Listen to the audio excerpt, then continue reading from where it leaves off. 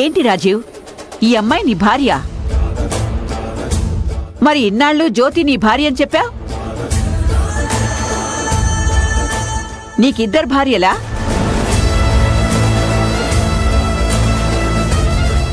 నానమ్మా, నీకదంతా సమయం వచ్చినప్పుడు చెప్తాను. జ్యోతి, నువ్వేంటి ఇక్కడున్నావు? తను జ్యోతి కాదమ్మా, నా మనోరాలు వర్ష.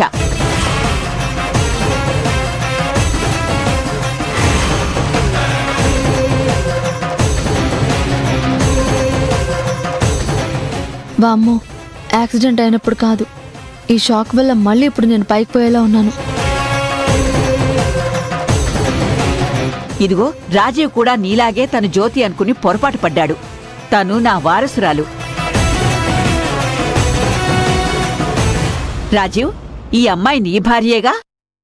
నీ రూములో ఉంటుంది, తీసుకెళ్ళు.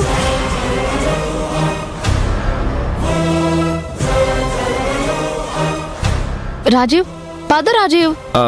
అది కాదు.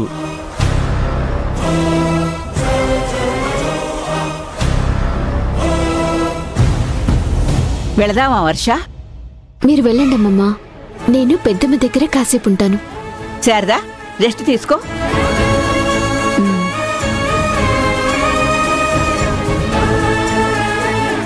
శ్రావ్య కూడా వచ్చింది కాబట్టి శారదమ్మకి త్వరలోనే గతం గుర్తుకొచ్చే అవకాశం ఉంది. ఎక్కువ ఆలోచించకు పెద్దమ్మా, అంతా మంచి జరుగుతుంది. నేను జ్యూస్ తీసుకొస్తాను.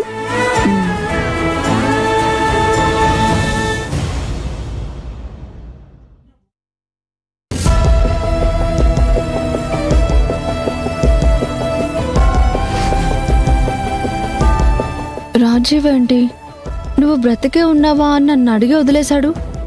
నేను 5 రోజులు కనబడలేదన్న బాధ కానీ, నాకు యాక్సిడెంట్ జరిగిందన్న టెన్షన్ కానీ తనకున్నట్టు లేదు. అమ్మా, శ్రావ్య వచ్చింది. అత్తయ్య,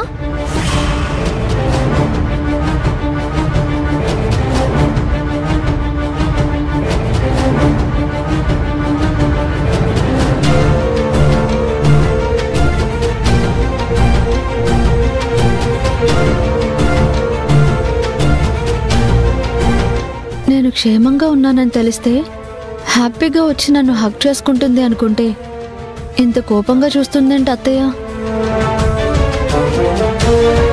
నేను ఊహించిందే నిజమైందా? నేను తన కూతుర్నని శారద చెప్పేసినట్టుంది. అందుకే అత్తయ్య ఇంత కోపంగా ఉంది. ఇంకా ఈ నిజం రాజీవ్కి తెలియదేమో. నువ్వు చేసిన పనేమన్నా బావుందా? నేను నిన్నే రోజు కోడలిగా చూడలేదు, కూతుర్లా చూసుకున్నాను. నీ మీద ఇంత ప్రేమ చూపించే నాకైనా చెప్పాలనిపించలేదా? కన్ఫర్మ్ శారద చెప్పేసినట్టుంది.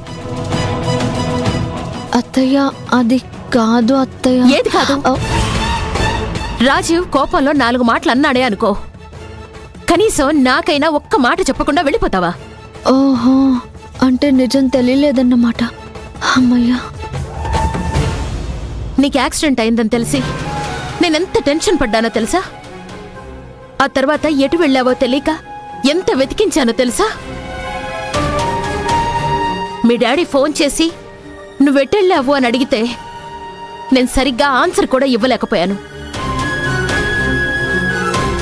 మీకు ఏదైనా జరగరాంది జరుగుంటే నేను రాజు లైఫ్ లాంగ్ రిగ్రెట్ ఫీల్ అయ్యేవాళ్ళం. గొడవ పడ్డం మన ఇద్దరికి కొత్త కాదుగా శ్రావ్య. నువ్వు చేసిన పనికి అమ్మ సరిగ్గా ఫుడ్ తినలేదు, ప్రాపర్గా నిద్రపోలేదు.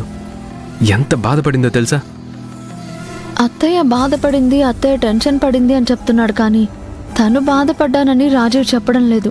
ఇంత జరిగినా రాజీవ్కి నా మీద ప్రేమ కలగలేదా? నాకెందుకు టైం ఇంత బ్యాడ్గా ఉంది? నాకెందుకు ఏది కలిసి రావడం లేదు?